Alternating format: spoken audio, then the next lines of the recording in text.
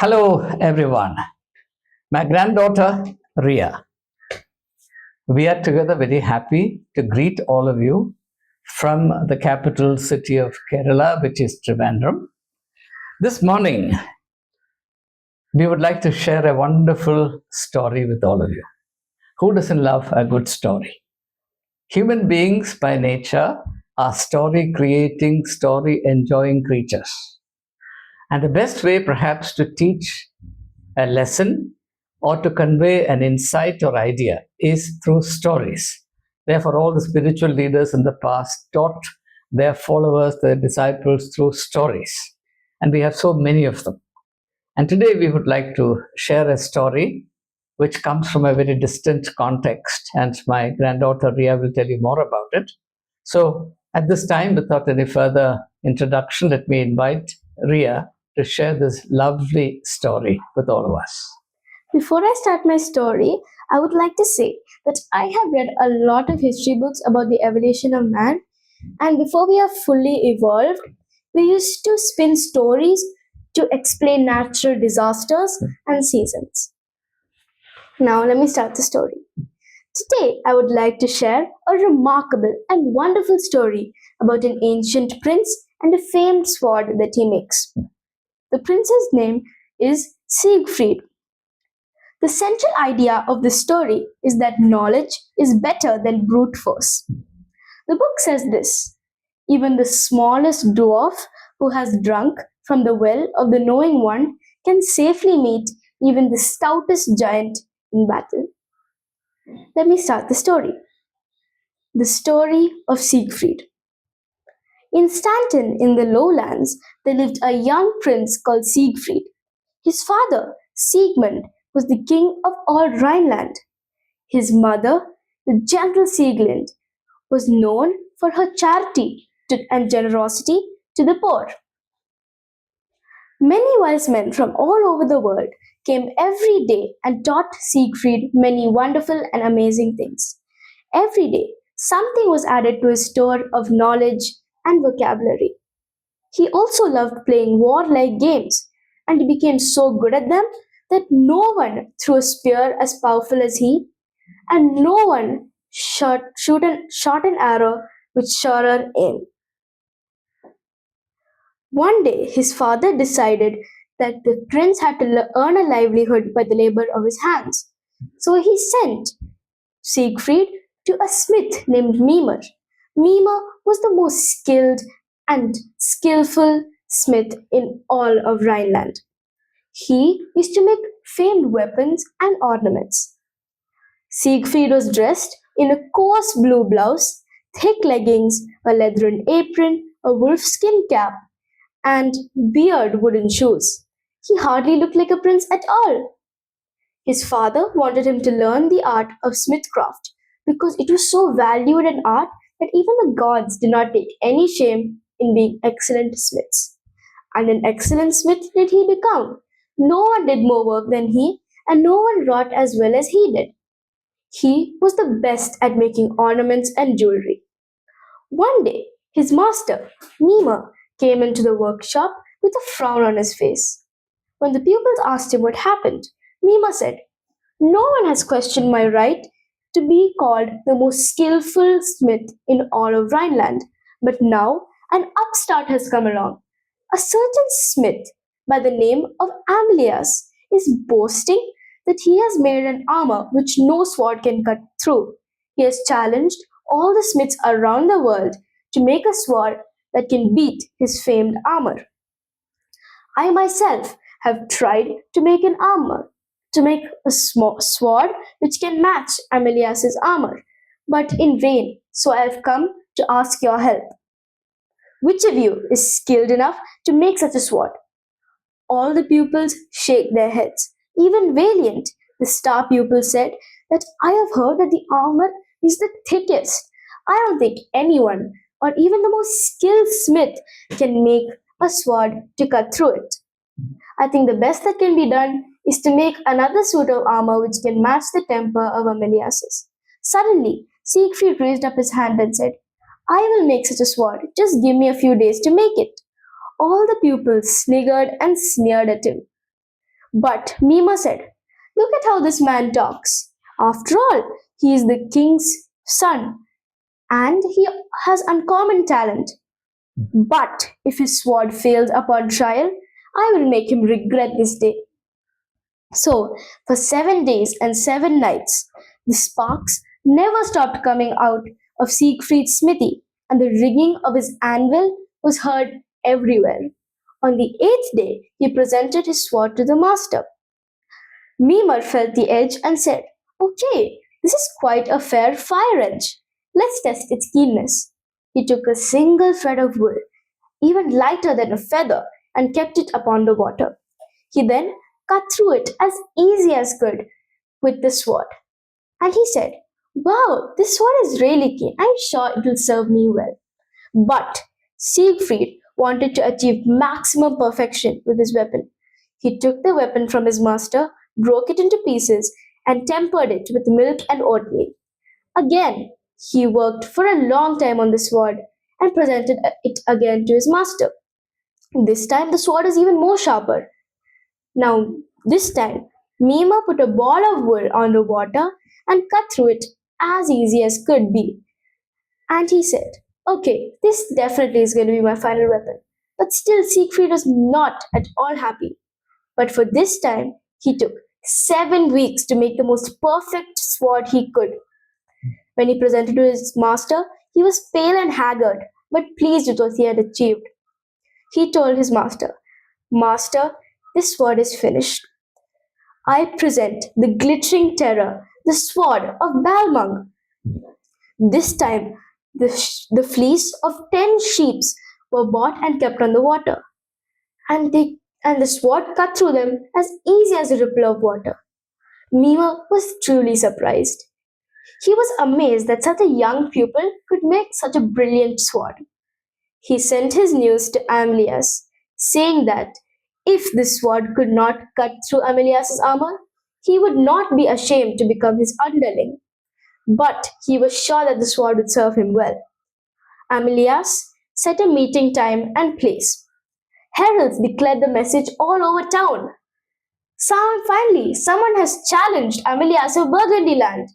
Then they told the space and time. As the date drew closer, Mimer and his apprentices walked up the hill to the place. Amelias was already there, dressed in his armor. When he saw that dwarf Mimer, he said, "This is going to be an easy victory for me. I'm such a giant, and he is such a dwarf." And he laughed even harder when he saw the slender blade in Mimer's hands. He said, "That thing, it will break into pieces the moment it touches my armor." Mimer paused to catch his breath and told Amelias, "Ready?" Amelias said, "Ready, strike." With one swift swipe of his hand, Mimer struck the armor. The audience expected to hear the noise of clanging of metal, but instead they heard the hissing sound of when hot iron touches cold water. After he finished striking, Mima asked Amelias, "How do you feel?" in a mocking tone. Amelias said, "Strangely, as I have been touched by cold iron." Mima said, "Shake thyself." And as he did, Amelias fell into 2 pieces clean. His body fell into the river below. Even now, when tourists pass by that site, they are shown the rock on which Amelias once sat upon on that fateful day. Thank you. Oh, wonderful. Thank you so much. Now, let me start by asking you a question. Does the story remind you of any other story that you would perhaps have read somewhere else? Oh, yes. In the Bible, Yeah, the story of David and Goliath is, Yeah. is similar to this. Yeah. There again, you have the confrontation between two unequal forces, seemingly unequal forces. Goliath is a big giant clad in very thick, heavy armor, and there's a little boy, a shepherd boy called David. He has only a sling and a few stones. With that, he kills the giant. So the interesting insight is that ultimately it is not the giants of the world who prevail. That is, giants of the world symbolize physical strength, brute force. Something else will surpass them, and that's human knowledge. And part of that knowledge is also skill. You should not only know, but you should also be able to act on that knowledge. So that's an important thing. And these stories like this actually tell us something about how humanity has progressed. In the early phase of humanity, entire reliance was placed on physical strength. Then came a stage when people started slowly learning things, how everything worked, and brute force was substituted by knowledge. And today, of course, we live in the knowledge century. It's knowledge that wins the day. So that's an important thing. The second thing is this. Now, I was thinking about the various characters in the story. For example, the father of Sief Freed, Sigmund. Now, it's very strange that a king decides that his son should work with a smith and learn smithcraft. And it's because this king thought differently from other kings that his son gets the opportunity to participate in this very special contest and prove his skill. And through that, even today, we have this insight. So the king also plays an important part in the story by thinking and acting differently from other kings. That's number one. Number two, the master smith, Mimer. Now it's very strange that the master craftsman comes to his own disciples, his own students seeking help, which is very unusual, right? Many masters have shame in doing that. That's so they feel embarrassed. But this man must be said to his credit that when he knew that he could not handle the situation, he had no hesitation in coming and taking help from his own students. If he had been a vain person who disdained to seek help from his own students, then the story would not have happened. Number three, the boy himself, Sief Freed.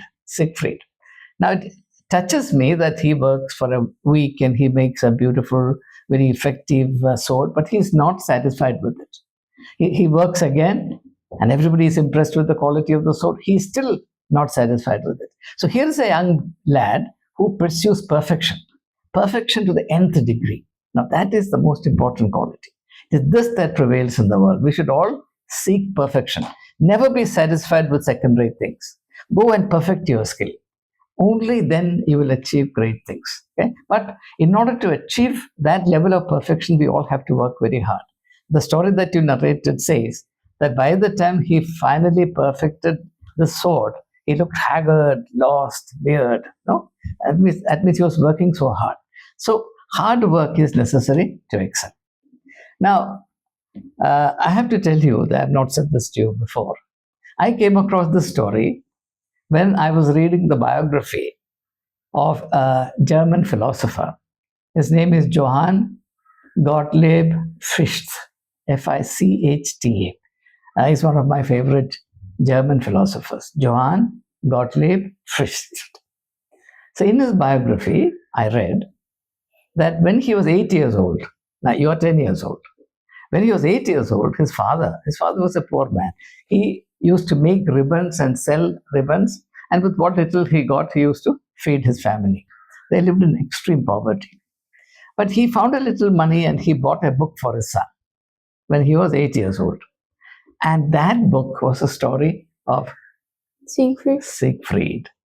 And this 8-year-old boy started reading this book and he forgot himself.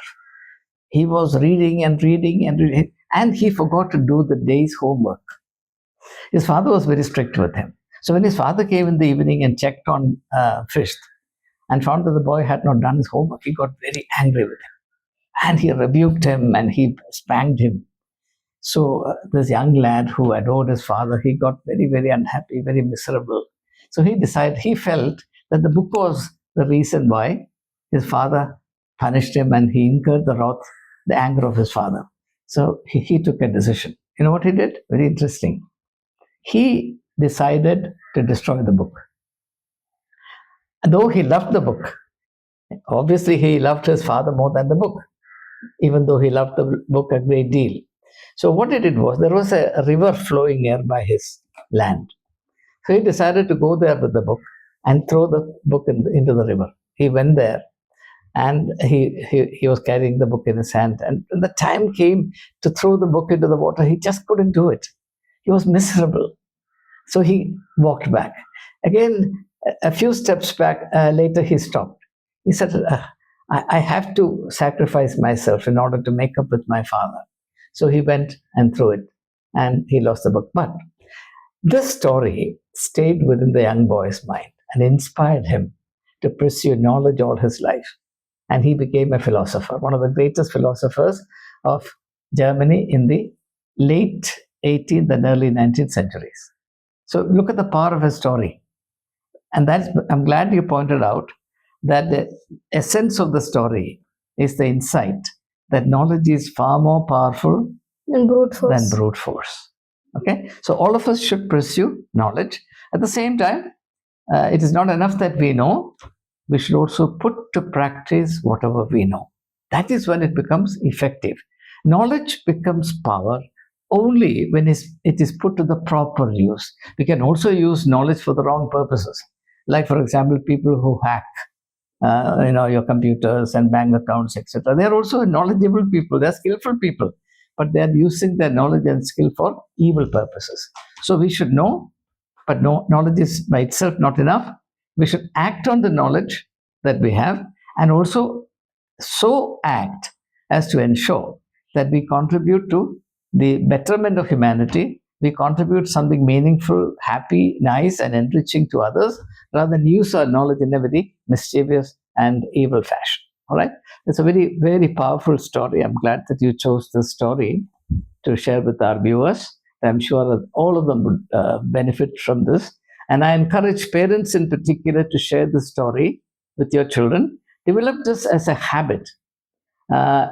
If the parents and children in a home can come together at least once a week and share a beautiful story among themselves and discuss the meaning of the story, I tell you, it will make a huge difference in ensuring that the domestic culture is rich and family relationships become intimate and the whole family becomes more knit together and coherent. It can make a tremendous difference for the better. So we recommend this practice to all parents on all homes. And we wish all of you great, great days, weeks, and years ahead. May God love India. May God love children all over the world. Thank you and goodbye.